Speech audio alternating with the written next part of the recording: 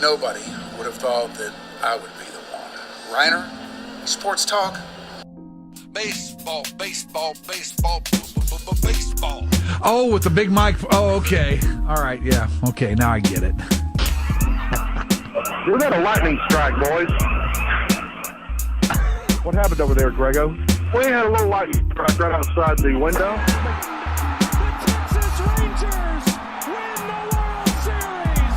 All right. Here's a tip for all these Americano League teams. Wait, you said tip. Yeah, tip. Okay. With a P. Keep jamming. The ticket, colon, nothing but a big Gen X jerk-off session. Is this a cool night or what? Although somebody would hear that and go, bullshit. I'm back, bitches.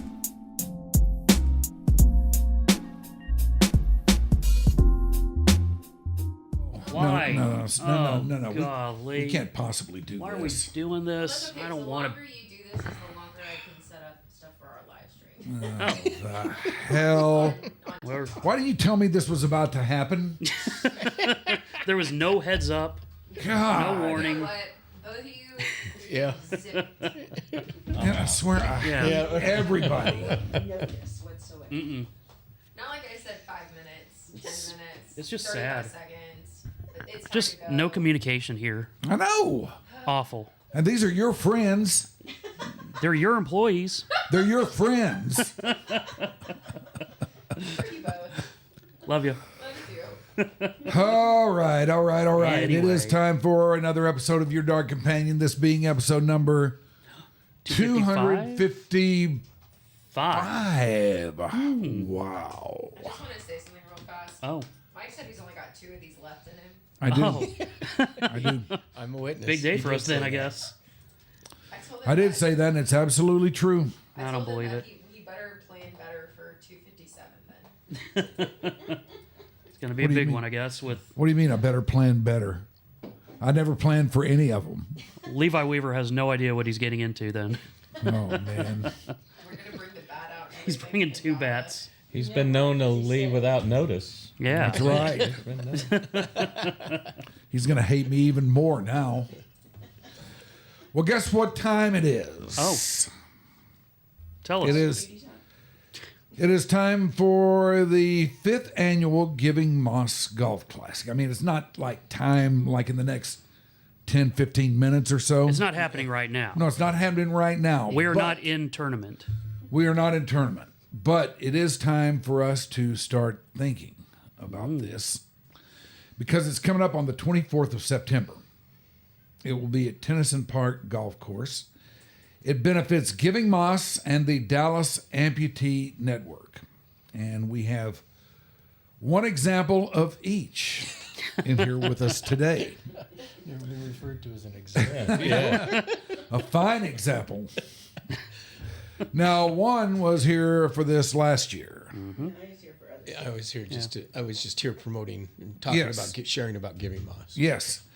He is Mike Keating. And he is back with us again, touting Giving Moss and all that they do. And happy to be here and thankful to be here. And on his immediate left, Tommy Donahue. Yay. He is touting the Dallas Amputee Network and Milo Butterfingers. No. Oh. No? Oh, dear. All right, screw Recently that. retired after Oh, 39 really? years. Heck yeah. News. Wow.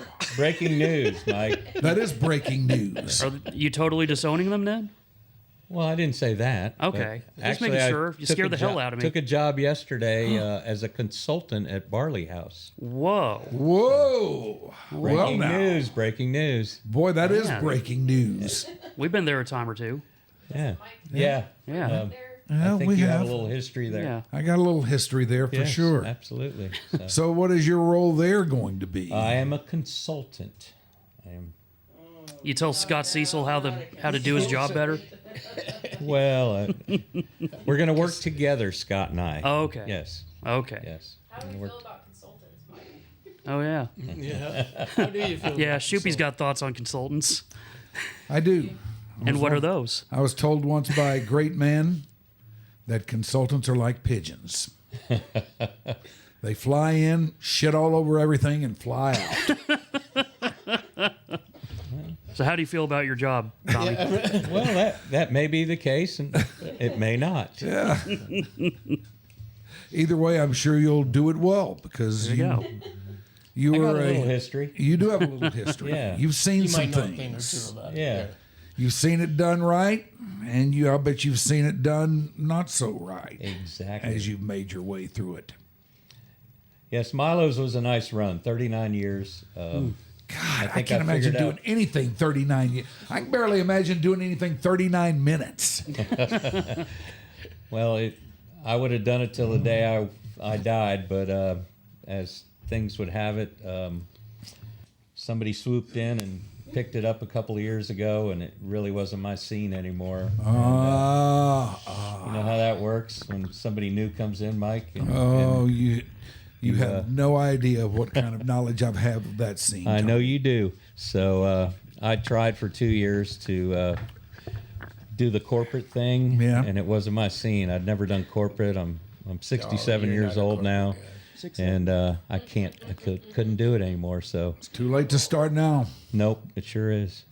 So I've moved on and took a little vacation for a couple of months, and now I'm going to do a little part-time work down the street and Consulting at the help Barley my friends House. out. Yes, All yes. right. Yeah. SMU Excellent. football coming up, and Yep. we're going to try and have a great fall. We've actually got a thing at Barley House tonight with Coach's Show and Kevin Jennings, and looking forward to that. All right. So after All I leave right. here, that's the next. That's where you're going, huh? Yep. What's the status of Giving Moss these days, Mike? Give us a little background on that. How you got involved in it, where it's at today, what you guys do for those who may not know. Yeah, we kind of go the backwards way. Like a lot of organizations and charities will go for the children and try Yeah. to get them shoes, but we deal more with the parents, and we ask the parents if they want to get their kids off of those giving trees, or if they want to give and start living subsidy free, what's stopping them? And then we'll deal with them for 6 months to 2 years to get them. Maybe they're a sanitation worker, but they want to be a CDL driver, but they can't afford the school. We help them get the schooling in. Yeah.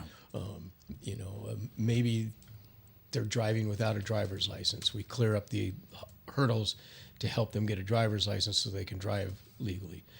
Maybe they've got some outstanding warrants that are hindering them from getting a different kind of job. Or an All right, improved now you're place. talking to me. Oh yeah. we Does he can know help. about your outstanding warrant? We can help.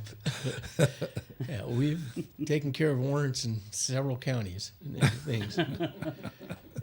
Got in a mess. Well, I don't think I have any current ones, but Oh, you got that one expunged? I guess. It still may be out there for all I know, but that wasn't me anyway. It was a false arrest. What is it, Marco Hernandez Ramirez or Yeah, something? something like that. Something like that. Somebody who I was clearly not. Yeah, but same initials, and that's all it takes. Yeah, that's sometimes. right. 50 wouldn't I bite. remember that story. Yeah. Yeah, 50 wouldn't bite, and I spent the night in the brig on account of it. Well, But that's the great. important thing, just to put cap it, is it's very collaborative. So let's say they'll ask us, can you help us get our car fixed? And we will say, well, probably, but 2 questions first. Do you have a driver's license and do you have insurance? Mm-hmm. If you don't have either one of those, let's work on that first so that you're driving legally. And if you don't have insurance because you don't think you can afford it, we'll sit down with their budget and look at things and we'll say, okay, well, maybe you can't afford $100 a month, but you can't afford $20. Yeah. We'll pay $80, they pay $20. We'll keep paying our $80 as long as they keep paying their $20.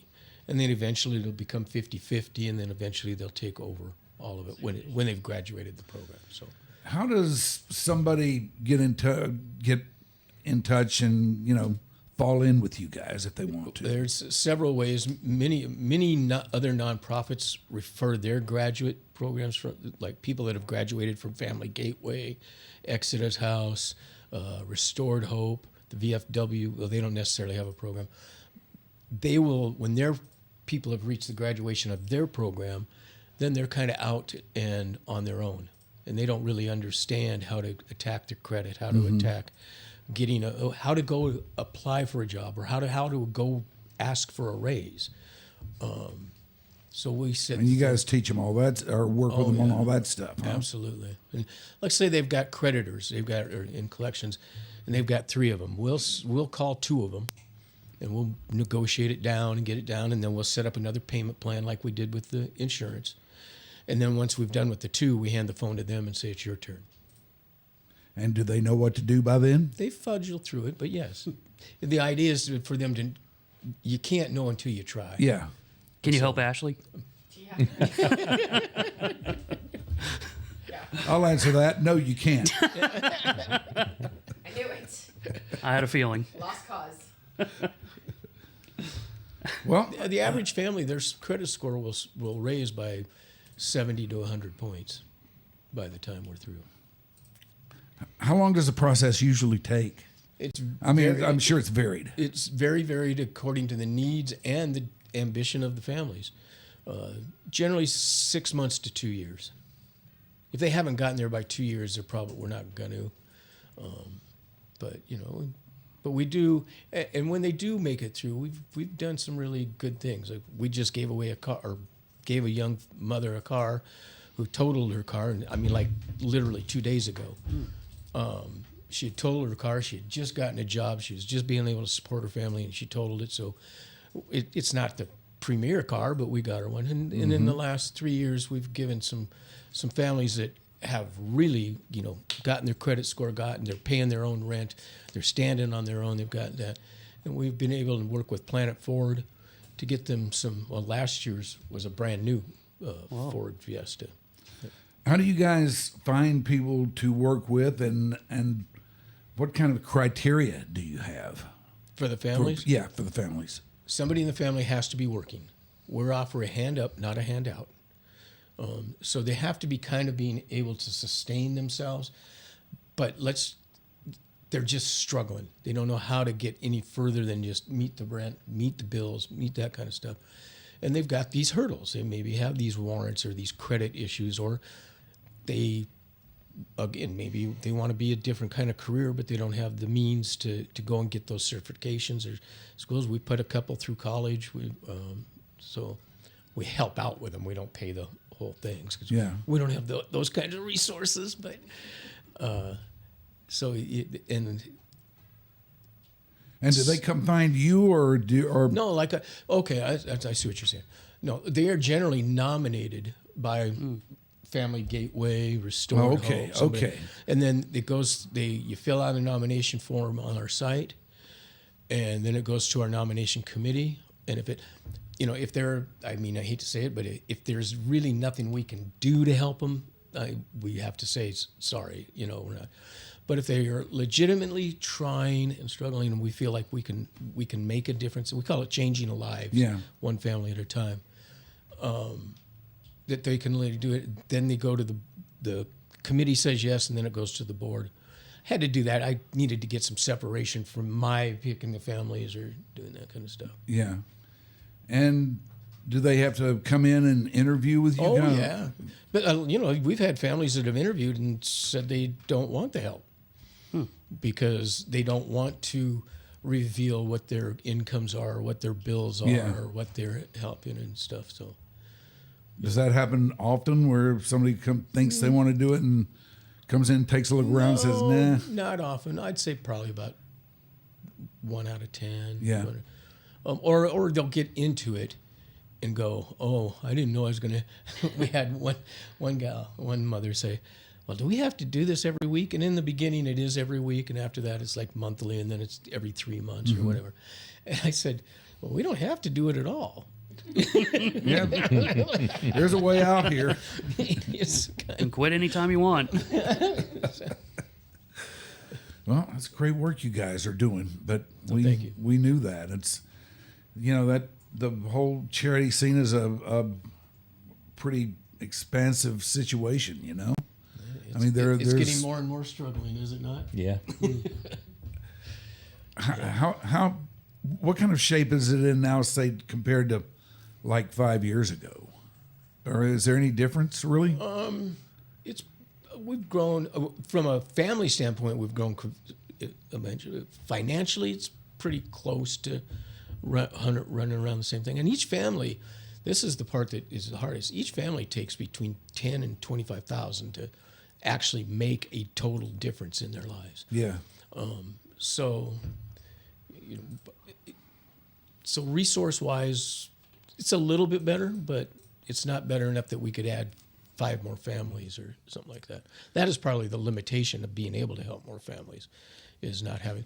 And we tell them because of our desire and to teach them and have them living subsidy-free.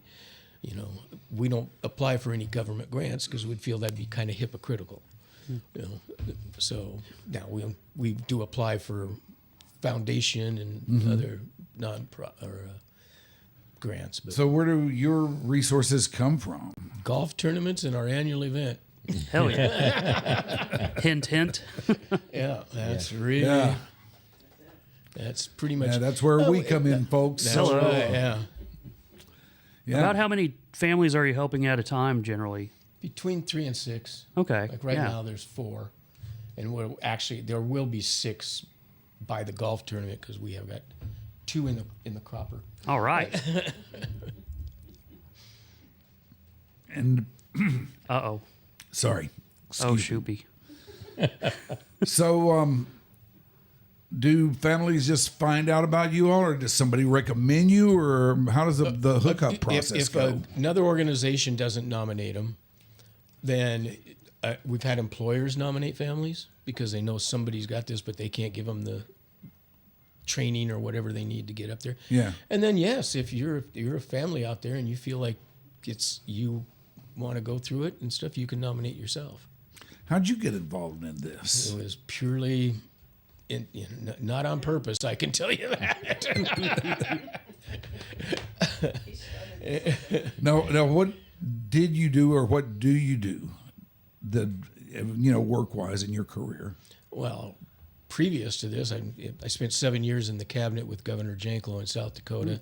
I owned some employment agencies, and then I was an HR director here in Dallas at Allied Marketing Group. And then this kind of has just evolved, and kind of just, I'm very grateful for what I get to do. Yeah. Did somebody just come along and pitch the idea to you, or what? The governor and I would go around every year and at Christmas and Thanksgiving, and we'd throw a truckload of turkeys and baskets of food in, and we'd go to the reservations, and then we'd just throw out baskets of food. So when I moved to Dallas, I thought, you know what, I'm going to keep that up, but I obviously couldn't keep it up to that magnitude. Yeah. And I adopted a family from Goodwill, and I asked them to fax over the family's bio so I knew what to buy and everything. And one about the admin lady at where I was working, she got it, and she was reading it, and I said, I think that's for me. And she said, Mike, what are you doing? I said, nothing, it's no big deal. So 2 days later, she comes up and hands me an envelope with $200 in it. She had gone around to the other employees and asked. And so I tell my best friend I said, man, I work at a pretty cool place. This is what they did. And he says, well, we're having our Christmas party this Friday. Why don't we turn that into I said, because that's not what it is. That's not what we're doing. And he insisted, and so took a couple of the people from that party with us on the first give. And the next year, we put it on Facebook and told, and just said, and the next year, the Lakewood Happy Hour group kind of really brought it in, took it in. And so we couldn't have it in their backyard. We had to do it at Cosmos. And we started raising $1,600 or $2,400. And then when people were asking, well, if we're raising more money, why aren't we helping more families? And that's when the lightning bolt hit. Ding, ding, ding. Yeah. That's when it did. Something said to me, quit changing a day, change a life. And that's where we just started to say, instead, we're not going to just make Thanksgiving or Christmas good. Let's make it so you can make your own Thanksgiving and Christmas good. Was that a drastic turn in the way you do something, from going from just a day to? Oh yeah. Back when it first started, it was just, here's your Christmas, and we might help them pay off some utility bills or something like that. But it was one family, and it was done in a month. And we've evolved into this, you've got to participate in your own things. And we learned that early by if you do too much, then they're right back in it. If you do too much too quickly, they're right back in it.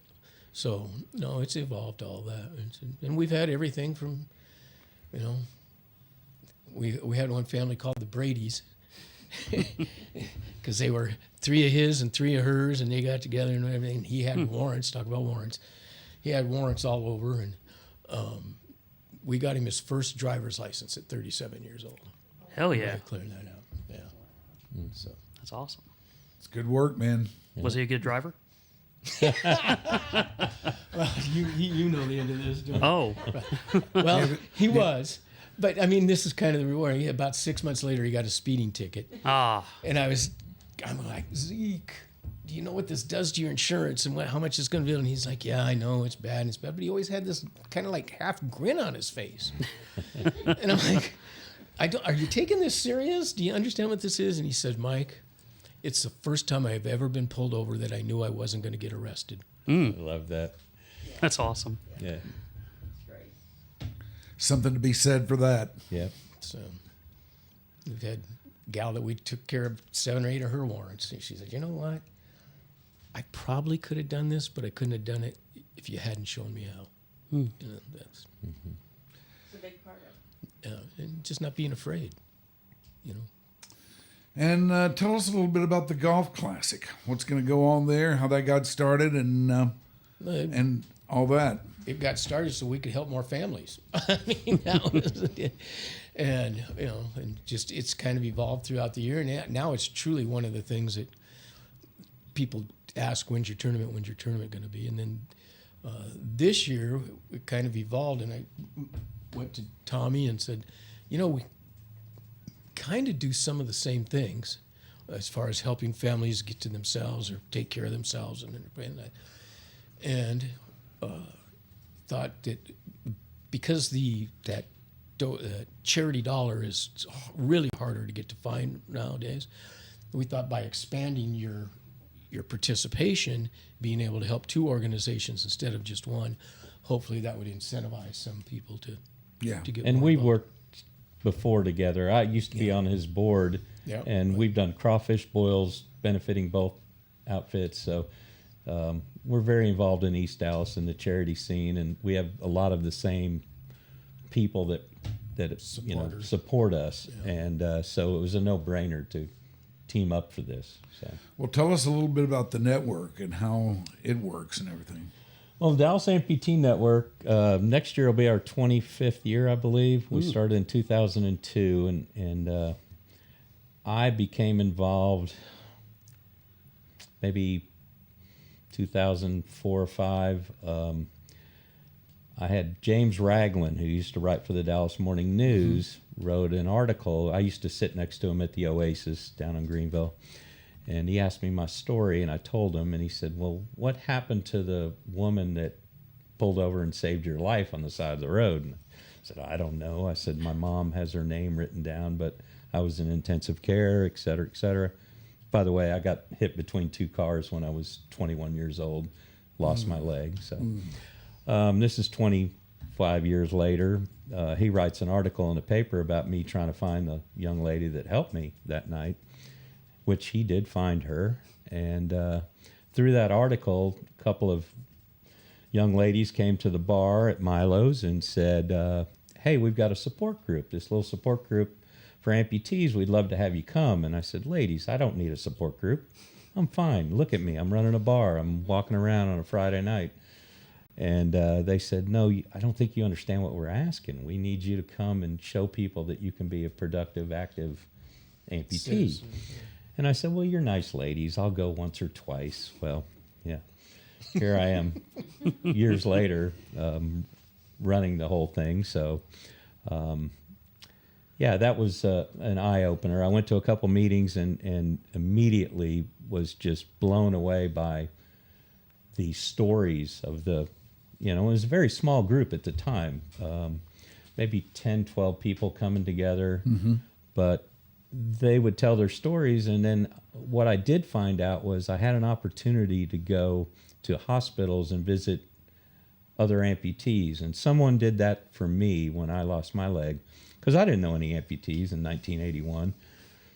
I thought I'd be in a wheelchair the rest of my life. I had no idea what it meant. And it wasn't like today where there's so many active young people with, showing their mettle, as you say. Back then it was a hush hush. People wore long pants. Nobody knew an amputee. So, I found, this nurse I had sent somebody to see me, and this guy came in the night before they were taking my leg off, and he said, "Hey, just wanted to come talk to you." And I said, "Hey, it's not a good time." And he said, "No, I just wanted to talk to you." And he rolled up his pant leg and said, "Hey, I ride in the rodeo on Friday nights. I just wanted to show you that it's going to be okay." And I was like, oh my God, it was the greatest thing anybody could have done for me. So 25 years later, I have the opportunity through this little amputee group to go to hospitals and be a peer visitor, as they call it. And I said, "Hey, I'm in. I'm going to keep coming." Yeah. And I kept hearing these stories, and I was just immediately involved. So, are you still in touch with that guy today? The guy who came to see you? No, I have no idea who he was. Get James Ragland to write another article. I wish I did, but it was the night before my amputation, and it was such a unreal moment. I didn't expect it, and it was like that, and it was gone. But I always remembered it. It meant the world to me. So, that being said, 25 years later, they write this article in the paper. I get involved in this group, and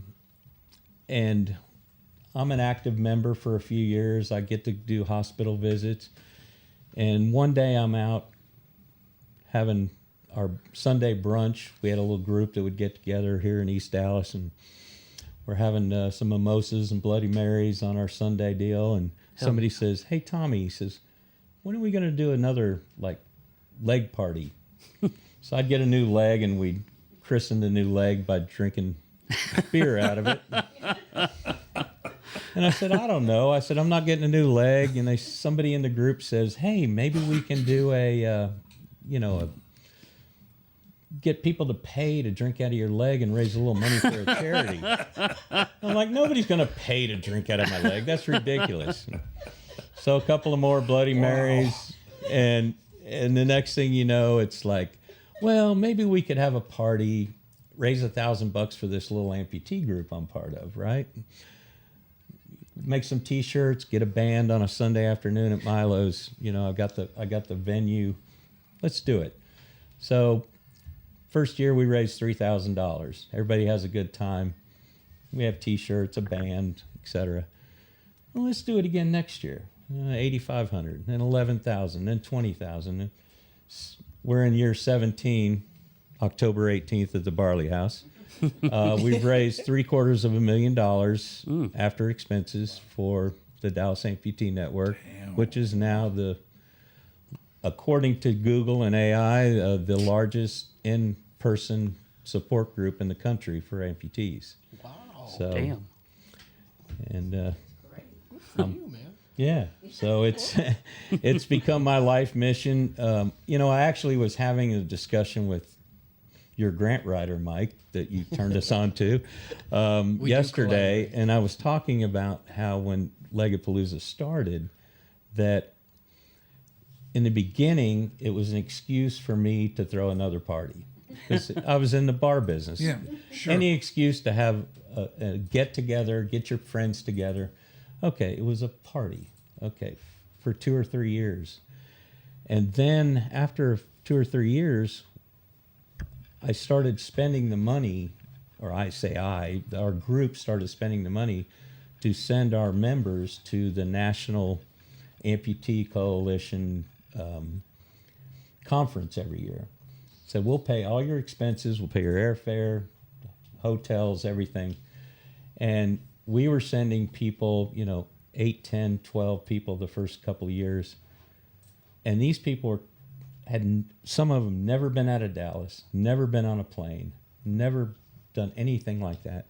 And they would come back from this conference And they'd come to the next meeting and they say, hey, what'd you get out of the conference? And they'd say, I never thought I would dance again, and I got to dance. Oh my God. I never thought I could swim again, and I got to swim. Wow. And, and they're crying. They're literally crying. And all of a sudden, it dawned on me, this is why I'm doing this, and this is why I got to keep doing this. And then it became real. And then instead of being just an excuse to throw a party, it became my purpose. Yeah. Just like Mike had found his purpose, I found my purpose. And that's running this amputee group. And I have dedicated just about everything I can do to keep this going, and I just love it. And we're growing. You were asking Mike earlier about, charities and the hit we took. Yeah. Well, the pandemic was a big thing. Mm-hmm. We were getting, in our monthly meetings, we were up to 50, 60 people coming every month to our amputee support meetings. And after the pandemic, it got down to 15, 20 again. And we're starting all over. Well, we're back. We're back now, but it took a lot of hard work and a lot of cleaning house, if I must say. We had a lot of people not come back, obviously, but we also had a stale, what we were providing was stale. Yeah. And we had to reinvent ourselves. And so we brought some new, young, active amputees in that kind of took over, because as I told them, I said, I'm your fundraiser. I'll do my Legapalooza event, but I can't do the other stuff. Yeah. The support, the all the things, other things we need to do. And so I've got some people now that are doing that. And as I said earlier, Mike turned us on to a grant writer, because that's the next step for us. For all of us. We, after 17 years of doing the same thing, doing Legapalooza, Mike and I both found out that our base of the people that come support us every year, after a few years, they say, well, I've given to that charity. Yeah. Yeah. I spent my $100, my $500, my $1,000. I've got other places I can spend that money. I've given to them. Yeah. So you have to find new ways to keep that money coming. All right, I want to get into the grant writer aspect of this in just a bit and find out how all that works. It's a very interesting story. Right now, though, it's time for us to stop down for the dreaded and feared mid-show read. Don't be scared, guys. What do we have up and running here today? Anything? No, you know what you're doing. Go ahead. Okay. Talk about Dudley's. It's fantasy football. All right, let me tell you about Dudley's. Let me tell you about fantasy football at Dudley's. Football is nigh upon us. It will be here before you know it. That means it's fantasy football time. And the place you ought to get into for football and fantasy football and all things football, college, NFL, whatever the case may be, is Dudley's. Up on Henderson, I believe 2927. Nice. Henderson, if I recall right. Did I recall right?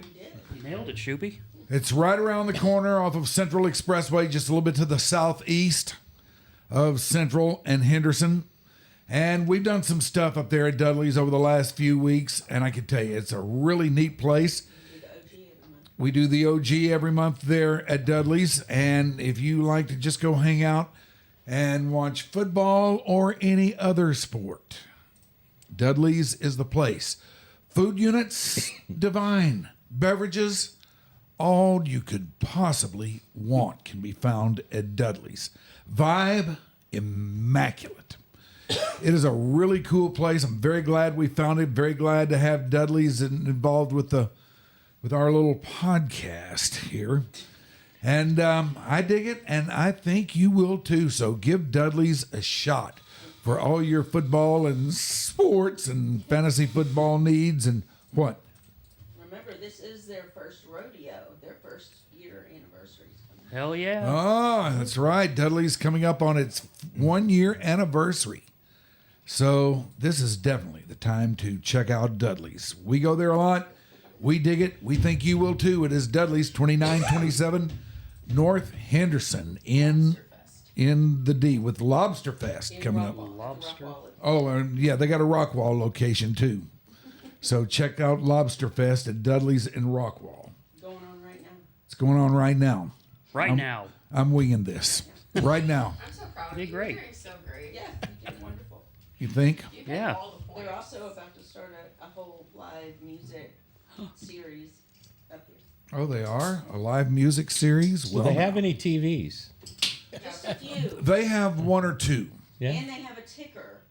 A they betting do. ticker. They do. They've got a sports book betting ticker that runs around the box. Yes. I might have more TVs in this place than they do theirs, but I seriously doubt it. Yeah, I do. too. Highly unlikely. Yeah, very unlikely. Very unlikely. They have more in one room than you've ever thought of. Mm-hmm. Anyway, it is Dudley's. Check it out. You will like it, I think. Yeah. You've earned yourself a beverage break. Yeah. That was just as Look good at as that. House of Healing was. You had it. Just a sip. That's all. Just the sip. All right. Now, what did I say we were going to talk about next? Grant programs and stuff. Yes, grant writers, grant programs, and grant writers and stuff like that. How does that fit into what you do, Tommy? And if it fits into your scene, Mike? Actually, we started with her, and then we shared our grant writer with. Oh, okay. I owe Mike a big favor for that. Yes, she's wonderful. I had a luncheon with her yesterday at Azona, and she's very well knowledgeable about that game. And Mike could probably tell you more about her than me, but it is, like I said, it's the next step for us when you've exhausted your sponsors after so many years. You know, every year I've been lucky, and Mike too, that you lose a sponsor, you're able to gain one, and we have quite a network here in East Dallas between us to reach out to some local outfits and a couple of outside of the local, but you're going to lose one or two every year because of the reasons I said earlier. You know, people give for a while and then they say, I'm going to move on to somebody else. So you got to find other ways to bring in income. And, you know, the golf tournament's one thing, but where do you go from there? Yeah. Well, the next step is you've got the Lowe's, you got the Walmarts, you got the, you know, people like that, Sam's Club. They give a ton of money away, but you have to have somebody that knows what they're doing to apply for it. Writing a grant is a skill. It is. It is and she has the skill, and she just enjoys it. I mean, she really does. People who are grant writers are very, very good at it. Like, it's hard to win grants without a grant writer. Yeah. Yeah, It's almost impossible. We almost tried to do impossible, it ourselves, and it didn't work. So. No, there's a skill to that for sure. All right, if I were to write a grant, what would be the first thing I would do? Hire a grant writer. Yes. Yeah, absolutely. No, if I were going to try and do it myself, what is the first thing I would have to do? Well, first thing is you'd have to look for an organization that wasn't out for profit. Okay. That's kind of a key element. Yeah. Clearly, this is something I know nothing Well, about. every It's okay, Shoopy.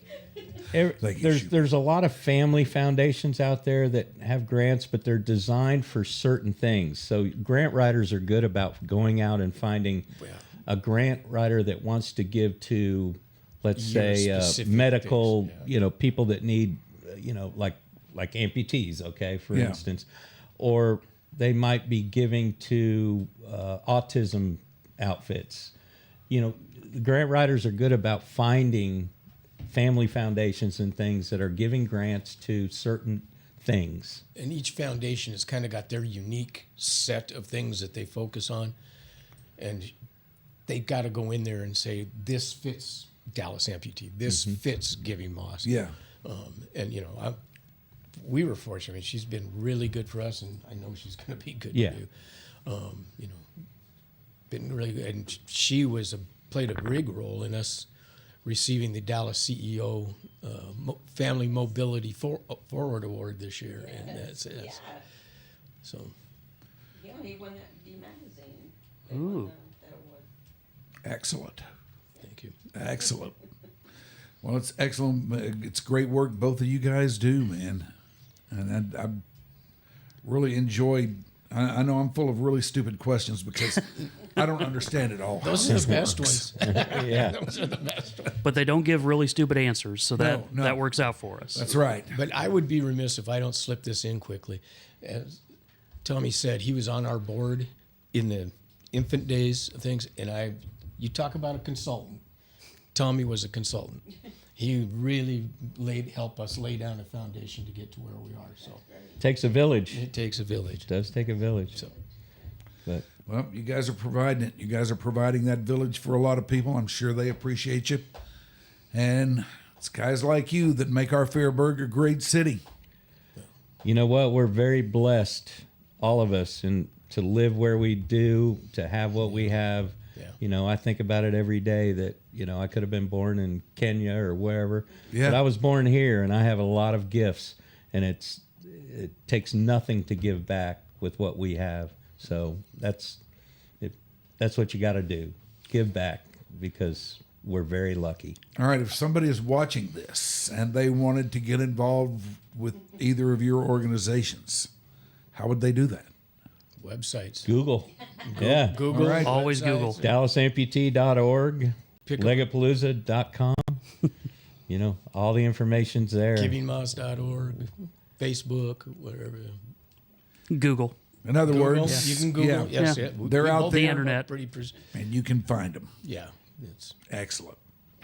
Well, thank you, boys, for coming in here once again. I know you were here last year. We enjoyed you then.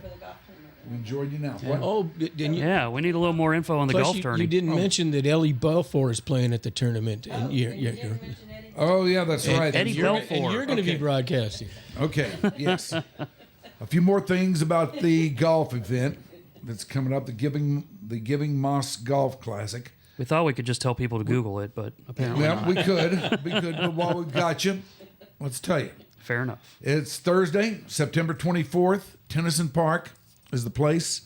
We will be podcasting from out Whoa. Is that possible? At like one there. They, podcast, Lunchtime. we're gonna do the lunch so that all the golfers can watch. yeah, something like that. They're all going to be buzzed. Interviewing their star player. But we probably don't offer enough star power for you to come out there on your own, but I'll bet Ed Belfour does. And he is going to be playing golf, and he is going to be doing that Ed Belfour thing that he does. Do you think he's a good Hall golfer? of Famer. He's a Hall of Yeah. Famer. He's a very good golfer. He does Okay. this a lot. Yeah. I'll bet he's pretty good. Use that hockey He swing. was excited to play golf. Ah. Yeah, well, And you can go to the websites for us, and if you want to play with him, there's an opportunity that you could bid on having him in your Your team. group, yeah. yeah. Yeah. There's also an opportunity that you could bid to sit right in front of us when we're doing the podcast. But that's probably not a real high dollar item, I would think. But you could do it. Yeah, you can do it if you want. Oh yeah. I'll They'll start accept it money at for anything. $10. Yeah. All right. Once again, Probably mention that. Oh. Unfortunately, because it'll be lunchtime, so Rubes won't be joining us, but Grego will be joining. That's a pretty good Okay. substitute. He actually knows how to talk. I mean, but Groove. September I mean, 24th, he doesn't have the riz that I do. 2026 No, wait. is the date. He didn't bother to repeat it. So. As I was saying, September 24th, 2026 is the date. 8 a.m. the start time, Tennyson Park Golf Course. It's the 5th annual Giving Moss Golf Classic, benefiting Giving Moss and the Dallas Amputee Network. So check it out. Go out there, get involved, play golf, have yourself a big day, and keep in mind the good work these guys are doing. Yeah. Some golf shots and alcohol shots. Yes. There you go. Two kinds of shots. Hell you yeah. can play. And don't forget, Eddie Belfour will be there too. Yes. All right, that is it for YDC for today. Thank you very much for watching. Thank you, Shoopy. Thank you, Ashley. And till next time. Thank you, Becca. Thank you, Beckham. Thank you, Beckham. Thank you. Thank you, Mike. Thank you, Thank Tommy. you, boys. Thank you, boys, Thank for you. coming in.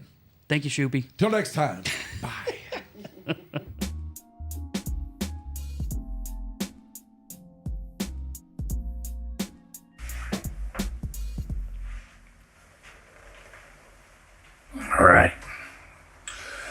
I'm gonna go take my pants off.